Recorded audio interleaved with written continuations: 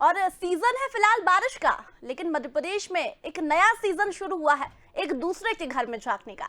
नमस्कार, स्वदेश न्यूज देख रहे हैं आप और मैं हूं आपके साथ बागीशाल। मध्य प्रदेश की सियासत में इन दिनों लीडरशिप पर तकरार मची है और खास बात यह है कि किस पार्टी का लीडर कौन होगा ये दूसरी पार्टियां तय कर रही है। यानी कि खुद के घर में झांकने की बजाय अब कांग्रेस और बीजेपी एक दूसरे के घर में झांकने की कोशिश कर रही है।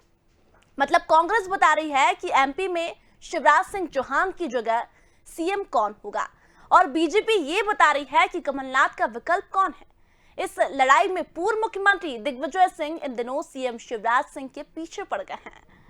उन्होंने कहा कि अब मध्य प्रदेश भाजपा में मुख्यमंत्री के लिए केवल 2 ही उम्मीदवार दौड़ में रह गए हैं। मोदी जी के उम्मीदवार प्रहलाद पटेल व संघ के उम्मीदवार वीडी शर्मा। बाकी उम्मीदवारों के प्रति मेरी सहानुभूति है। मामू का जाना तय है, ये दिग्विजय कह रहे हैं। दिग्विजय के इस बयान पर गृह मंत्री डॉक्टर नरोत्तम मिश्रा ने जवाब दिया।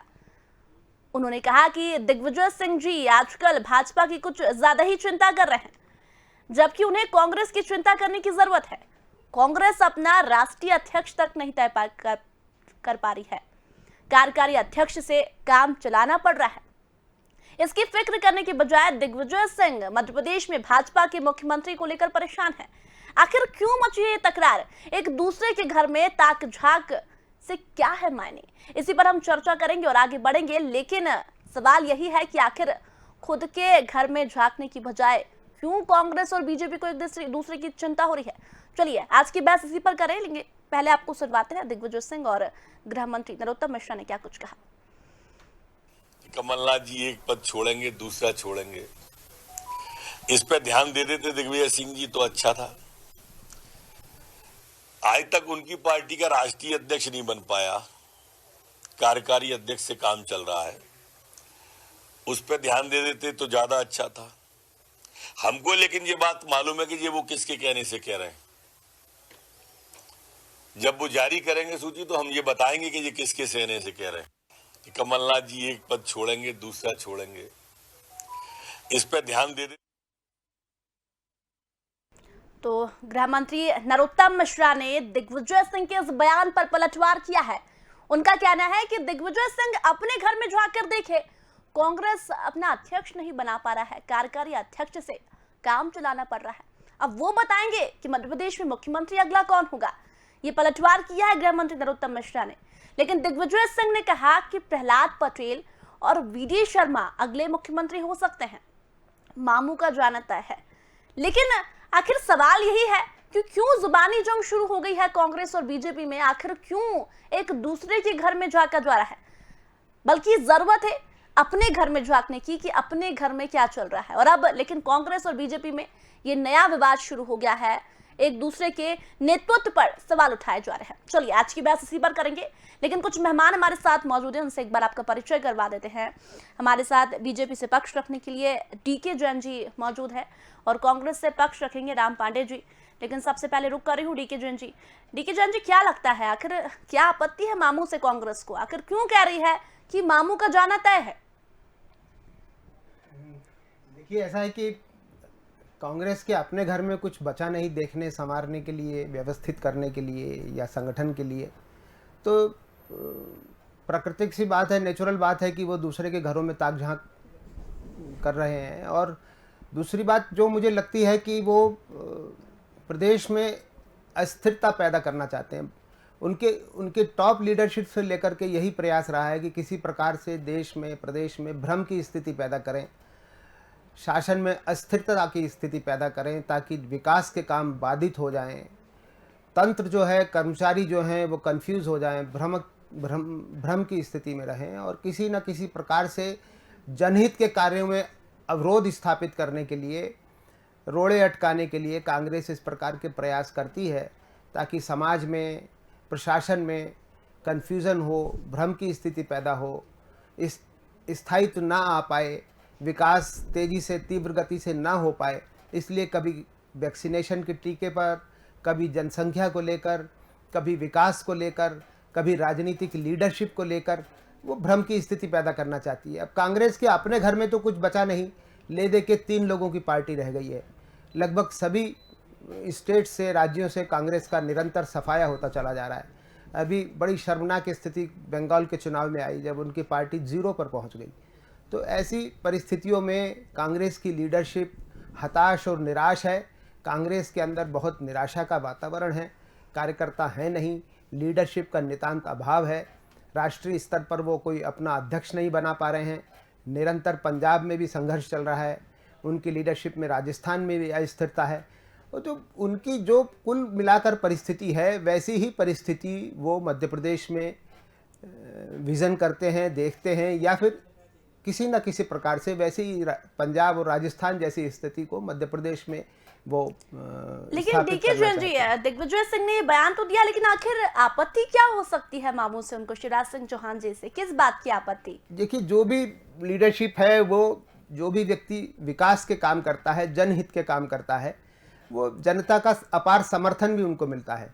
और ऐसे जन समर्थन से डरकर और विकास से डरकर कांग्रेस हमेशा ये प्रयास करती है कि प्रदेश में अस्थिरता का माहौल बन जाए, विकास बाधित हो जाए, जन समर्थन न मिल पाए, प्रदेश के जनहित के काम किसी तरह रुक जाए, ताकि जनता में भी कांग्रेस की भांति निराशा आ सके।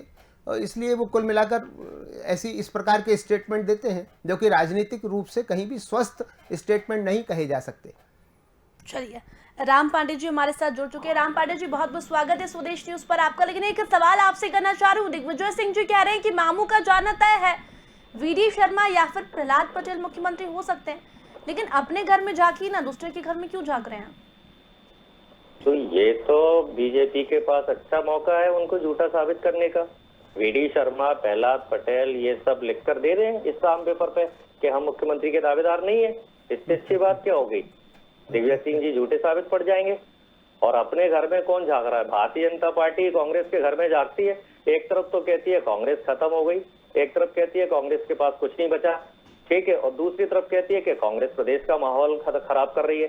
जब कांग्रेस के पास कुछ बचा ही नहीं है, कांग्रेस प्रदेश से खत्म हो चुकी है, देश से खत्म हो चुकी है, कांग्रेस के नेताओं की स्वीकारता खत्म हो चुकी है, तो फिर ये भारतीय जनता पार्टी कांग्रेस को क्यों कोसती रहती है, क्यों डरती है? भाई नरोत्तम मिश्रा जी जब भी प्रेस कॉन्फ्रेंस करते हैं कांग्रेस के नाम पर करते हैं। उन्हें क्या करना चाहिए? कानून व्यवस्था पर प्रेस कॉन्फ्रेंस करनी चाहिए ना, कि हमारे प्रदेश की कानून व्यवस्था क्या है। 36 घंटे में 6 महिलाओं के साथ बलात्कार होते हैं, नरोत्तम मिश्रा जी प्रेस कॉन्फ्रेंस लेते हैं, कांग्रेस का नाम लेते हैं। थाने के सामने अवैध उत्खनन चलता है, अफीम जाती है, रेत जाती है, अवैध शराब जाती है, नरोत्तम मिश्रा जी प्रेस कॉन्फ्रेंस करते हैं, कांग्रेस को। पर आपको शिवराज सिंह चौहान जी से क्या परेशानी है? राम पांडे जी, आप पहले ये बताइए। मैडम, आपको खुशी होगी 112 रुपए का पेट्रोल लेने में? आपको खुशी होगी जो बेरोजगार? ये दिग्विजय मुख्यमंत्री बनने की बात चल रही ना राम पांडे जी, वो कह रहे हैं कि मामू का जाना तय है, तो उनको पता है कि मामू का जाना तय है? नहीं, जाना ही चाहिए ना। आप देख तो रहे 15 साल में मध्य प्रदेश में क्या हुआ है। अभी ये चुनाव थे 6 महीने पहले, तब ये ग्वालियर में, मैं अभी ग्वालियर से बोल रहा हूँ, ग्वालियर पूर्व विधानसभा से 1600 करोड़ के ये इनॉग्रेशन करके गए थे, 16 रुपए के काम नहीं हुए। तो जब आप इतनी झूठी झूठी घोषणाएं करेंगे तो भारतीय जनता पार्टी को खुद को इनको हटाना चाहिए। कांग्रेस को तो बोलने की जरूरत ही नहीं पड़ती है। 15-16 साल एक किसी मुख्यमंत्री को देना ये बहुत बड़ी बात होती है ना। आप अपराध कम कर पाए, आप तुलना करते हैं ना दिग्विजय सिंह जी की, आप क्या कहते हैं बंटाधार कर दिया, तो तुलना कीजिए ना। 15 साल पहले देश में कितना अपराध था, 15 साल पहले कितना रेत उत्खनन होता था। डीके जैन जी कह रहे हैं कि शिवराज जी विकास कर रहे हैं, ये इनके पेट में दर्द हो रहा है। जी, विकास कैसे होता है? 2 करोड़ नौकरियां मिल गई, 15 लाख आ गया, कहां से विकास होता है? कितनी सारी तो इन्वेस्टर मीट कर ली, हजारों करोड़ रुपया इन्वेस्टर मीट में खर्च कर दिया, लेकिन इन्वेस्टर आते नहीं है। मैं फिर आपको बता रहा हूं, ग्वालियर से हूं मैं, मालनपुर, बामौर, ये कांग्रेस ने डेवलप किए थे। 15 साल में दोनों जगह एक फैक्ट्री बता दो जिसको हिंदुस्तान के लोग जानते हो कि मालनपुर में या बामौर में 15 साल में कोई फैक्ट्री लगी हो। नहीं तो 15 साल पुरानी जो कांग्रेस के शासन में फैक्ट्रियां लगी है, मैं वो आपको बता देता हूं। कैडबरी बनी थी, जेके टायर बनी थी, एमपी आयरन बनी थी, कई कंपनियां हैं जो मालनपुर और बामौर जो इंडस्ट्रियल एरिया डेवलप हुआ था कांग्रेस के जमाने में हुआ। विकास कहां से होता है? विकास करने के लिए केवल घोषणाओं से काम नहीं होता है, मुंह चलाने से काम नहीं होता है, काम करके दिखाओ। जनता त्रस्त है। आप बताइए, ऑक्सीजन सिलेंडर तक नहीं दे पाए, लोग मर गए।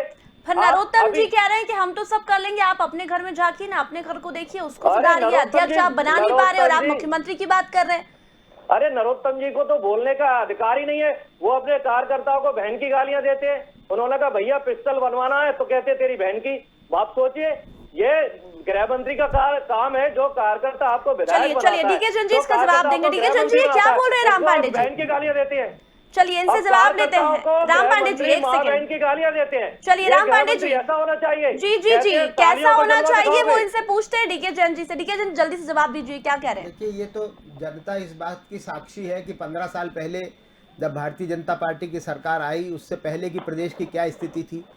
रोड में गड्ढे थे या गड्ढे में रोड थे, समझ में नहीं आता था। लाइट दिन में से 4-4 घंटे नहीं आती थी। छात्र पढ़ नहीं पाते थे। किसान को खेती के लिए बिजली नहीं मिल पाती थी। ये इंडस्ट्रीज़ की बात करते हैं, जब 24 घंटे में से 2 घंटे बिजली आएगी तो इंडस्ट्रीज़ क्या खाक चल पाएंगी? प्रदेश में त्राही त्राही मची हुई थी। विकास को 50 साल पीछे ले गए थे। आप अब शब्दों का प्रयोग करें, अश्लील बातें करें, इससे कुछ नहीं हो जाता है। आप एक इंडस्ट्री का नाम बता दीजिए, झूठ नहीं बोलिए। एक इंडस्ट्री का नाम बता दीजिए आप ग्वालियर में। देखिए, मैं एक इंडस्ट्री आपने ग्वालियर में 15 साल में ये खड़ी की है। हजारों इंडस्ट्री लगी है। आप नाम गिनते गिनते लिखते लिखते थक जाएंगे। आप उसको छोड़िए। आप तो ये देखिए कि 15 साल पहले प्रदेश की क्या हालत थी और आज क्या हालत है मध्य प्रदेश की। और मध्य प्रदेश की जनता का जो अपार जन समर्थन मिलता है भारतीय जनता पार्टी को, उससे दुखी होकर दिग्विजय सिंह जी इस प्रकार के स्टेटमेंट देते हैं। जबकि कांग्रेस पार्टी, और आपने खुद उनको मिस्टर बंटाधार के नाम से संबोधित किया अभी, जब उनका पूरे देश में नाम ही बंटाधार है तो उनके नेतृत्व में क्या प्रोग्रेस हुई होगी मध्य प्रदेश में। ये आप तो एक सोचने की बात है, छोटी सी बात है। जब आदमी इंफ्रास्ट्रक्चर नहीं प्रोवाइड कर पाए जनता के लिए, रोड्स नहीं दे पाए, बिजली नहीं दे पाए, पानी नहीं दे पाए, तो इंडस्ट्रियलाइजेशन की बात करना तो एक महज शेख चिल्ली के सपने के समान होता है। जब मध्य प्रदेश के अंदर त्राही त्राही मची हुई थी, विकास नाम की चीज नहीं थी, बजट निरंतर घाटे में जा रहे थे, ऐसी स्थिति को आपने मध्य प्रदेश में छोड़ा, जहां से निकाल करके आज विकसित 2 लाख विकासशील प्रदेशों की लिस्ट में भारतीय जनता पार्टी लेकर आई है। पहले दिग्विजय सिंह जी को कहिए कि वो अपने संगठन को और अपने जीवन में झांके। चलिए, लेकिन डीके जैन जी एक बात है, राम पांडे जी एक सेकंड में एक सवाल लेना चाह रही हूँ डीके जैन जी से। डीके जैन जी, चलिए, उन्होंने नाम लिया प्रहलाद पटेल का और वीडी शर्मा का, जवाब उन्हें देना चाहिए था, लेकिन जवाब किसने दिया? नरोत्तम मिश्रा जी ने। तो मुझे ये लग रहा है कि शायद नरोत्तम मिश्रा जी को इस बात से परेशानी है कि उनका नाम नहीं लिया गया मुख्यमंत्री पद के लिए। कहीं ऐसा तो नहीं? ऐसा है, देखिए, अगर आप मुझसे, पत्रकार लोग मुझसे कोई बात करेंगे तो बात पूछेंगे, प्रश्न पूछेंगे तो जवाब मुझे देना होगा। जब नरोत्तम मिश्रा जी से उन्होंने कोई बात पूछी, प्रश्न पूछा, तो नरोत्तम मिश्रा जी ने जवाब दिया। अब पत्रकार बंधु अगर जाकर बीडी शर्मा जी से बात करेंगे या उन प्रहलाद पटेल जी से पूछेंगे तो वो जवाब देंगे। अभी आप मुझसे सवाल पूछ रहे हैं तो जवाब मैं दे रहा हूं। मैं तो उनको बताना चाहता हूं, अपने मित्र को, कि भारतीय जनता पार्टी का बच्चा तो मुख्यमंत्री पद की योग्यता रखता है, कांग्रेस की तरह नहीं है। यहाँ कोई लीडरशिप का या योग्यता का अभाव नहीं है। जी सुन रहे हैं आप? यहाँ का बच्चा हमारा छोटा सा कार्यकर्ता भी मुख्यमंत्री बनने की योग्यता रखता है। आप इस चीज को भूल जाएं। आप तो ये किसी तरह से सिर फुटोबल स्थापित करना चाहते हैं कि भारतीय जनता पार्टी में नेतृत्व के प्रश्न पर, जैसा कांग्रेस में होता है कि आज पंजाब में वो सिद्धू और वो आपस में लड़ रहे हैं, अमरिंदर सिंह जी, सर फुटोबल चल रही है। 4 महीने हो गए, प्रदेश में विकास का काम ठप पड़ा हुआ है। सारे के सारे लोग कभी सोनिया गांधी के पीछे भाग रहे हैं, कभी प्रियंका गांधी के पीछे भाग रहे हैं, सिद्धू कभी राहुल गांधी से मिलने का वक्त मांग रहे हैं। प्रदेश में विकास के काम ठप पड़े हुए हैं। इसी प्रकार से राजस्थान में राजेश पायलट और उनकी लेकर के 6 महीने से, साल भर से झगड़ा चल रहा है। विकास नाम की चीज पर ध्यान ही नहीं है। वो चाहते हैं कि इसी प्रकार का कोई लीडरशिप कॉन्फ्लिक्ट मध्य प्रदेश के लीडर्स में पैदा हो जाए, चाहे वो प्रहलाद पटेल जी का नाम ले लें, बीडी शर्मा। हमारे यहाँ अनुशासन सर्वोपरि होता है। भारतीय जनता पार्टी में एक बार टॉप लीडरशिप जिसको खड़ा कर देती है, जिसके नाम पर सहमति बन जाती है, उसके नेतृत्व में आज 16 साल से हमारा प्रदेश चल रहा है और विकास के पथ पर निरंतर चलता रहेगा। कांग्रेस कितने भी प्रकार के अवरोध स्थापित करने की कोशिश करे, वो उसमें सफल नहीं हो सकते। चलिए राम पांडे जी जल्दी से जवाब दीजिए। ये जो आपने कहा, दिग्विजय सिंह ने जो कहा कि अब मामू का जाना तय है, लेकिन आपको क्या लगता है कि दमोह की सीट आप जीत गए तो पूरा मध्य प्रदेश जीत लेंगे? देखिए मैडम, ये फालतू की बातें हैं सब। हमें बात इस पर करना चाहिए कि पेट्रोल के दाम कम कैसे आएंगे, महंगाई कम कैसे होगी, 2 करोड़ 43,000 करोड़ का कर्जा छोड़ गए थे कैसे मिलेंगे। मनमोहन सिंह ईरान से पेट्रोल का वो कर्जा किसने चुकाया? मनमोहन सिंह पहले भी सोना गिरवी रख के कर्जा छोड़ गए थे। फिर पेट्रोल ईरान से खरीद के 43,000 करोड़ का कर्जा छोड़ गए, वो कर्जा कौन चुकाएगा? आने वाली पुश्तें चुकाएंगी। कांग्रेस जो कर्जा ले लेकर देसी घी पी गई, कंबल ओढ़कर, उसका कर्जे कौन चुकाएगा? आने वाली पीढ़ियों के बारे में कभी सोचा कांग्रेस पार्टी ने? किस प्रकार से 43,000 करोड़ रुपए का कर्जा लिया पेट्रोल खरीदने के लिए ईरान सरकार से? वो कर्जा आज प्रधानमंत्री मोदी जी ने चुकाया है, और आप पेट्रोल के दाम को लेकर रोते हैं। शर्म आना चाहिए कांग्रेस पार्टी को। हमारे प्रदेश के लोगों को रोजगार कैसे मिलेगा? हमारे प्रदेश के लोगों को सस्ती बिजली कैसे मिलेगी? हमारे प्रदेश के लोगों को शुद्ध पीने का पानी कैसे मिलेगा? हमारे प्रदेश के लोगों को सीवर मिला हुआ पानी मिल रहा है, शुद्ध पीने के पानी तक की व्यवस्था नहीं है। बिजली का बिल 10-10, 20-20 गुना आ रहा है। किसान 7 महीने से बैठे हुए दिल्ली में, वो रोज मर रहे हैं। किसानों की मांगे पूरी कब होंगी? अरे तो राम पांडे जी, आपको लगता है कि बीजेपी नहीं कर पा रही है, तो आप पहले कांग्रेस को सुधारिए, फिर आप प्रदेश को सुधार पाएंगे। मैडम, आपको ज्ञान ही नहीं है सरकार से। आपको बहुत ज्ञान है राम पांडे जी, आपको तो बहुत ज्यादा ही ज्ञान है, सरकार से सवाल पूछे जाते हैं, तभी आप अपशब्द का प्रयोग करते हैं। आपको बहुत ज्यादा ज्ञान है। सवाल पूछे जाते हैं, विपक्ष से नहीं। क्यों? चर्चा तो दोनों से हो रही है ना, क्यों सवाल नहीं पूछूंगी जब आप कह रहे हैं कि मामू का जाना तय है? प्रधानमंत्री नहीं है। दिग्विजय सिंह 15 लाख नहीं लाएंगे, दिग्विजय सिंह 2 करोड़ नौकरियां नहीं देंगे, दिग्विजय सिंह बुलेट ट्रेन नहीं चलाएंगे, दिग्विजय सिंह मध्य प्रदेश। तो दिग्विजय सिंह बीजेपी के बारे में क्यों बोलेंगे फिर? का काम होता है, शिवराज सिंह का काम है विकास करना।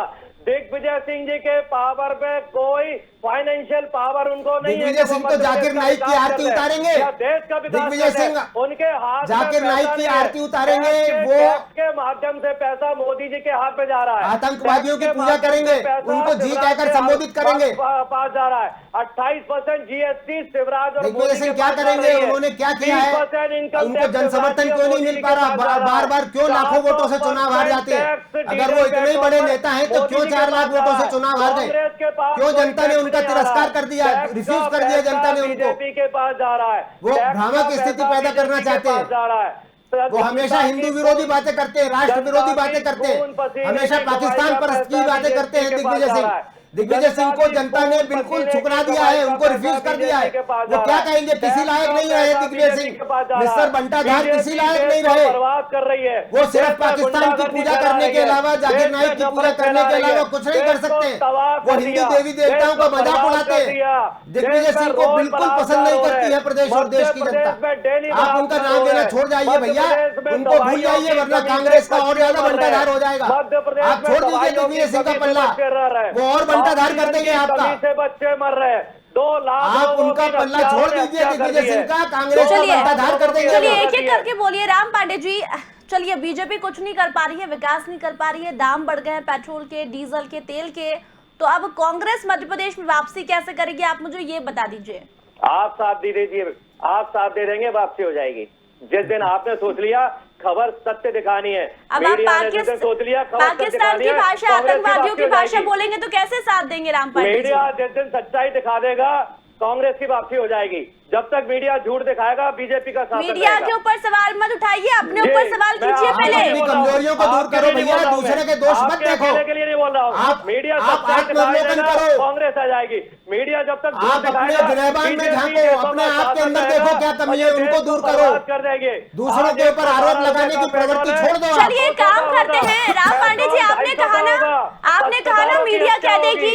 राम पांडे जी की हत्या होगी, बीजेपी रहेगी तो पत्रकारों कभी आप मीडिया पर दोष लगाते हैं, कभी नेतृत्व पर दोष लगाते हैं, कभी जनता पर दोष लगाते हैं, कभी आत्मअवलोकन भी करो मेरे भाई, अपने अंदर झांको, पत्रकार पिटते रहेंगे, अपने संगठन के अंदर देखो आप क्या कर रहे हो, आपके कर्तव्य कैसे हैं, आपके काम कैसे हैं, तभी जनता का रिस्पॉन्स मिल पाएगा। कई पत्रकार यही प्रवृत्ति रही तो एक सेकंड ये मीडिया पर कुछ राम पांडे जी एक सेकंड आपने कहा ना मीडिया साथ देगी तो कांग्रेस जीत जाएगी, तो मैं काम करती हूँ, ये कह देती हूँ इस वक्त की बड़ी खबर, कांग्रेस के मुख्यमंत्री बने दिग्विजय सिंह। चलिए अब बताइए विकास क्या करेंगे? ये तो फिर आपने झूठ बोल दिया। आपने क्या कहा? तो मैं वही तो कह रही हूँ, आप बताइए ना कि आप कैसे आएंगे जनता के बीच? सच्चाई दिखाइए, आप सच्चाई दिखाइए। क्या सच्चाई है कांग्रेस की? बताइए आप मुझे, क्या सच्चाई है? आलू से सोना बनता है, क्या कांग्रेस ने बोला था ऐसा? आपने ये जवाब देंगे, आलू से सोना बनता है, क्या कांग्रेस ने ऐसा बोला? आप जब तक सत्य नहीं दिखाएंगे, देश प्रगति नहीं करेगा, देश गड्ढे में जाएगा। हजारों लोगों की हत्याएं होती रहेंगी, पत्रकारों की भी हत्याएं होंगी, पत्रकारों पर भी राजद्रोह लगेगा, पत्रकार भी जेल जाएंगे, देश में राम तानाशाही पांडे जी, रहेगी। अपने कांग्रेस की बात आप कीजिए क्या और कांग्रेस आपातकाल पर की जाके घटना का देखिए। दोहरा रहे हैं? आपातकाल की घटनाओं का वर्णन कर रहे हैं, शायद आप पत्रकार जेल जाएंगे, हजारों लोग मारे जाएंगे। अरे ये सब तो आपको आपातकाल में हुआ था आप भैया, 1000 साल कांग्रेस ने बाद किया था ये सब, आपकी आपने पूर्व यदि प्रधानमंत्री ने किया आपातकाल में था। साथ दिया सब होता तो पत्रकारों को, विपक्ष के नेताओं को जेल में डाल दिया था आपने। लोगों की जब पकड़ पकड़ के जबरदस्ती नसबंदियां कर दी थी अविवाहित लोगों की। ये सब काम तो कांग्रेस कर चुकी है। क्या इसकी पुनरावृत्ति करना चाहते हैं आप लोग? 1975 जनता आपको समर्थन नहीं देगी। ठीक है जी, अभी मैंने कहा कि दिग्विजय सिंह मुख्यमंत्री होंगे, तो राम पांडे जी ने कहा कि ये झूठ बोल रही, मतलब दिग्विजय लायक नहीं है मुख्यमंत्री बनने के। पाखंडी लोगों ने जनसंख्या बढ़ाई है। राम वो पांडे जी। आपातकाल में जनसंख्या नियंत्रण हो रहा था, आपातकाल में जनसंख्या नियंत्रण हो रहा था।